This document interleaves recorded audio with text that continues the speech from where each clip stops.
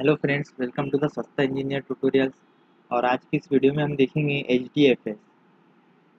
H D F S is stand for Hadoop distributed file system. Okay, Hadoop file system was developed using distributed file system design. तो देखो, distributed file system design means क्या, ये मतलब ऐसा system हम इसको use करके एक ऐसे सिस्टम जनरेट करते हैं जहाँ पे डेटा अलग अलग जगह पे स्टोर होता है कि नहीं। अगर से हमारे पास बहुत ज़्यादा डेटा है तो ऐसा जैसा उस डेटा की प्रोटेक्शन के लिए हम उसे एक जगह पे स्टोर नहीं कर सकते।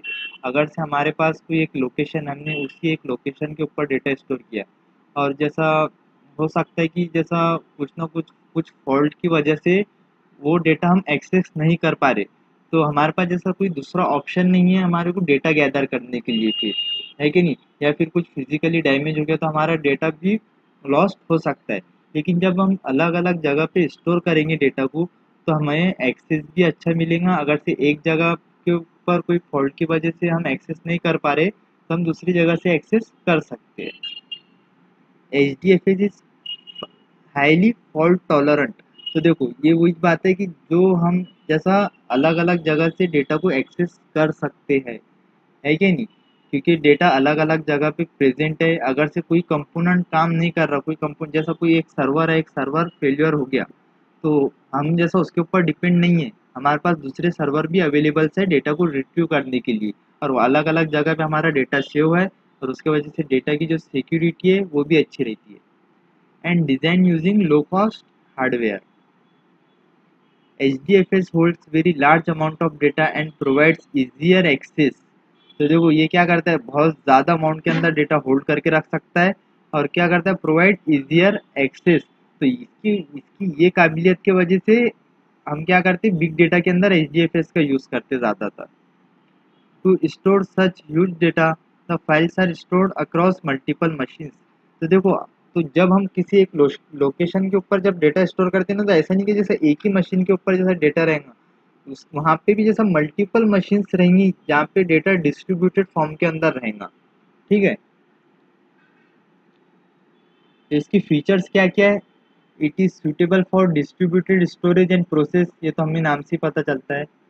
Hadoop provide the command interface to interact with HDMS। तो देखो, Hadoop क्या करता है, हमें जैसा एक कमांड इंटरफेस प्रोवाइड करता है। कमांड इंटरफेस लाइक जैसा हमारे जो लैपटॉप में या पीसी के अंदर जैसा एक हम यहाँ पे CMD डाले, लाइक कमांड इंटरफेस आ जाएगा हमारे पास। ये क्या है, ये कमांड इंटरफेस है। आपको अगर से यहाँ से कुछ फाइल्स के ऊपर कुछ काम करवाना है तो आप यहाँ से कर सकते हैं। अगर से आपके पास कोई जावा फाइल है तो आप यहाँ से उस जावा फाइल को कंपाइल कर सकते, रन कर सकते। तो ये किसकी एबिलिटी है, ये इस कमांड प्रॉम्प्ट की एबिलिटी है। तो वैसे ही हडूप क्या करता है कि हडूप खुद जैसा क्लाइंट के वास्ते, एंड यूजर के वास्ते कमांड इंटरफेस प्रोवाइड करता है जिसकी वजह से वो इंटरेक्ट कर सकता है HDFS के साथ।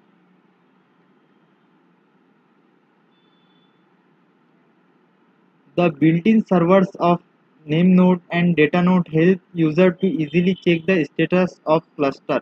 तो देखो, इसके अंदर क्या रहेगा, इसके आर्किटेक्चर में एक नेम नोड है और डेटा नोड है। तो ये name node and data node की हेल्प से यूजर क्या कर सकता है, इजीली चेक कर सकता है क्लस्टर का स्टेटस कि हमारा कौन सा डेटा है, कहाँ पर है, and हम जैसा रिट्रीव कैसा करना है, कहाँ पे कौन सा डेटा अवेलेबल है। ठीक है, streaming access to file system data, HDFS provides file permission and authentication. तो देखो, HDFS है कि नहीं, परमिशन एंड ऑथेंटिकेशन प्रोवाइड करता है। तो ये क्यों करता है, क्योंकि जो हमारा डेटा है उसको सिक्योरिटी प्रोवाइड हो। HDFS follow the master slave architecture. तो ये कौन सा आर्किटेक्चर फॉलो करता है, मास्टर एंड स्लेव। तो ये देखो, हमने यहाँ पे देखा नेम नोड। तो जो नेम नोड है वो मास्टर का काम करेगा और जो हमारा डेटा नोड है वो स्लेव का काम करेगा। तो वो कैसे करेगा, हम इसके आर्किटेक्चर से देखते हैं। देखो, ये इसका आर्किटेक्चर है। तो जो मैंने कहा कि जैसा हमारे को जैसा सबसे पहले सिक्योरिटी प्रोवाइड होंगी कैसे, परमिशन एंड ऑथेंटिकेशन से। तो परमिशन और ऑथेंटिकेशन का पूरा काम कौन देखेगा, नेम नोड देखेगा, और उसका जो डेटा रहेगा वो यहाँ पे हमारे पास मेटा डेटा के अंदर रहेगा।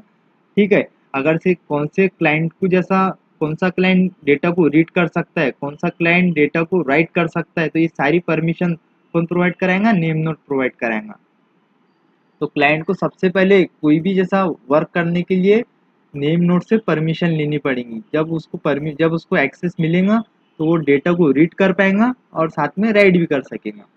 तो देखो ये तो हो गया हमारी नेम नोड।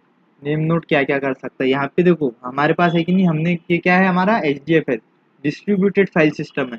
तो देखो आपको यहाँ पे अलग अलग डेटा नोड्स दिखेंगे, ये एक डेटा नोड हो गई, ये दूसरी डेटा नोड हो गई, ये तीसरी डेटा नोड हो गई, और ये तीनों मिला के क्या बन रहा है, एक रैक 1 हो रहा है कि नहीं।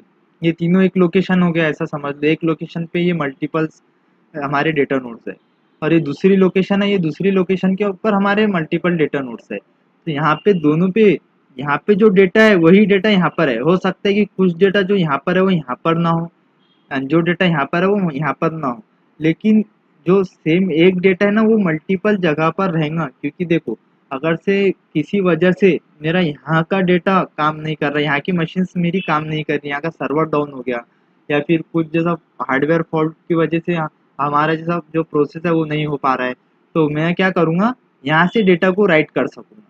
ठीक है, यहाँ से हम डेटा को रीड कर सकते हैं, यहाँ से डेटा को हम एक्सेस कर सकते हैं दूसरी जगह से। और इसके अंदर भी ऐसा मल्टीपल आपको सब ब्लॉक्स दिखेंगे। तो ये ब्लॉक्स क्या करेंगे, ये ब्लॉक्स के अंदर हमारा डेटा रहेगा, डेटा नोड्स के अंदर भी मल्टीपल ब्लॉक्स रहेंगे, तो उस ब्लॉक्स के ऊपर हमारा डेटा रहेगा। तो इसकी ही वजह से इसको क्या बोलते हैं, डिस्ट्रीब्यूटेड फाइल सिस्टम। क्या डेटा बहुत जैसा अलग अलग जगह पे डिस्ट्रीब्यूट है, उस जगह के अंदर भी अलग अलग जैसा हिस्सों के अंदर डिस्ट्रीब्यूट रहेगा डेटा। तो नेम नोड को देखते हैं सबसे पहले थोड़ा डिस्क्राइब करके। Name node is a commodity hardware which contain the GNU Linux operating system. तो देखो ये एक जैसा हार्डवेयर, इसके अंदर क्या रहेगा, लिनक्स ऑपरेटिंग सिस्टम रहेगा यहाँ पे। The system having the name node act as master server and it does the following task. देखो जो भी सिस्टम के ऊपर नेम नोड को हम इंस्टॉल करेंगे, जो भी सिस्टम नेम नोड के लिए एक्ट करेगा ना, तो उससे हम क्या बोलेंगे, मास्टर सर्वर। और ये क्या करेगा, manages the system name space. Name space का मतलब कि हमारे जैसा उसके एक अलग अलग नेम स्पेसेस रहेंगे जिसके अंडर में हमारा डेटा रहेगा। And regulate client access to file. देखो यही रेगुलेट में यही क्या देंगे, एक्सेस देंगे क्लाइंट को फाइल के लिए, यही चेक करेगा उसको जैसा परमिशन, क्लाइंट को परमिशन होंगी तो ये एक्सेस देगा, अगर से परमिशन नहीं होंगी तो नहीं देगा। It also executes operations like renaming, closing and opening files and directions। तो ये जितने भी ऑपरेशंस है वो सभी ऑपरेशंस का काम कौन देखेगा, नेम नोड देखेगा। अब डेटा नोड क्या करेगा, तो इसकी भी जैसा फर्स्ट लाइन सेम ही है, data node is a commodity hardware which contain the GNU Linux operating system and data node software. Okay, तो ये दोनों भी जैसा लिनक्स ऑपरेटिंग सिस्टम के ऊपर चलते हैं। Data node perform read write operations on the file systems as per the client request। तो देखो जो भी क्लाइंट रिक्वेस्ट करेगा उसको जैसा कुछ रीड करवाना है या फिर राइट करवाना है जो भी डेटा, तो वो जैसा एक्शन कौन परफॉर्म करेगा, डेटा नोड परफॉर्म करेगा। They also perform operation such as block creation, deletion and replication according to the instruction of name node. देखो इसको नेम नोड जो भी इंस्ट्रक्शन देंगी वो इसको फॉलो करेगा। नेम नोड में जो भी इंस्ट्रक्शन आएंगी जैसे कि डिलीशन करना है, क्रिएशन करना है या रेप्लिकेशन करना है, तो देखो जो नेम नोड है वो क्या कर रही थी, renaming, closing and opening files. इसको ओपन रीनेम करना दे रही थी। ये कमांड प्रॉम्प्ट से सिर्फ हम ये क्या कर सकता था, नेम नोड यूज करके यूजर सिर्फ उसको रीनेम कर सकता था, क्लोज कर सकता था या फिर कर सकता था फाइल को। लेकिन उसके अंदर डेटा को राइट करना, डिलीट करना और उस डेटा की रिप्लिकेशन बनाना, उसकी बैकअप लेना, तो ये काम कौन करेगा, ये डेटा नोड करेगा। Third one is block. The user data is situated in a different files of HDFS and these files are divided into multiple segments। तो देखो हमने वो जो डेटा नोड के अंदर मल्टीपल जैसा ब्लॉक्स देखे थे ना, ये उसी की बात हो रही। तो ये क्या करता है, यहाँ पे हमारा डेटा सिचुएटेड रहेगा। ठीक है, these segments are called block। तो